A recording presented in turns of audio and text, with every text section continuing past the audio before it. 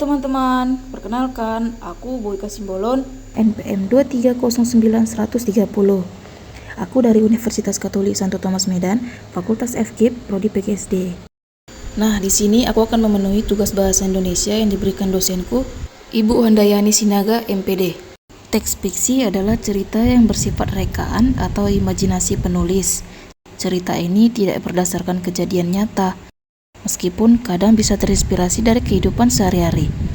Tujuan utama teks fiksi adalah untuk menghibur, memberikan pelajaran moral, atau menyampaikan pesan tertentu kepada pembaca. Nah, teman-teman, di sini ciri-ciri teks fiksi adalah imajinatif, memiliki tokoh dan penokohan, menggunakan alur, menggunakan latar, gaya bahasanya yang menarik, menghibur dan memberi pesan moral, serta bersifat rekaan atau tidak nyata. Nah, begitu juga dengan contohnya. Contoh teks fiksi ada cerita rakyat, fabel, dongeng, novel, dan juga komik. Tapi kan teman-teman, dari contoh teks fiksi tersebut ada juga yang mengandung unsur-unsur non-fiksi. Misalnya pada cerita rakyat, novel, dan komik. Ini mengandung referensi sejarah yang faktual. Faktual artinya sesuai fakta. Contohnya seperti peristiwa atau tokoh sejarah, dan juga dapat mengandung deskripsi budaya yang akurat, seperti ada istiadat, tradisi, atau kebiasaan masyarakatnya. Oke guys, selanjutnya kita akan menyaksikan fabel tentang kancil dan kerbau yang sombong. Di suatu hutan yang lebat, hiduplah seekor kerbau yang sangat kuat. Kerbau itu selalu merasa bahwa dirinya lah yang paling hebat.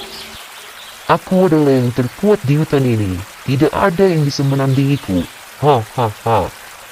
Seru kerbau dengan sombong. Suatu hari, seekor kancil datang menemui kerbau. Hai kerbau, apa kabarmu?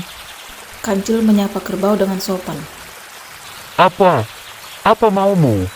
Dasar kancil kecil. Pop, sepele awak bah.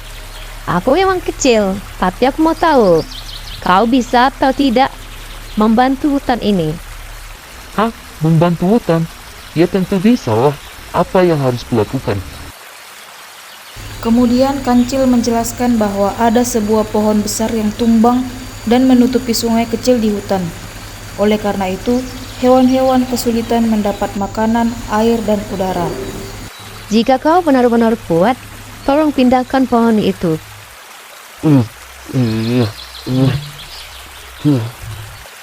Sepertinya kau sudah kelelahan kerbau.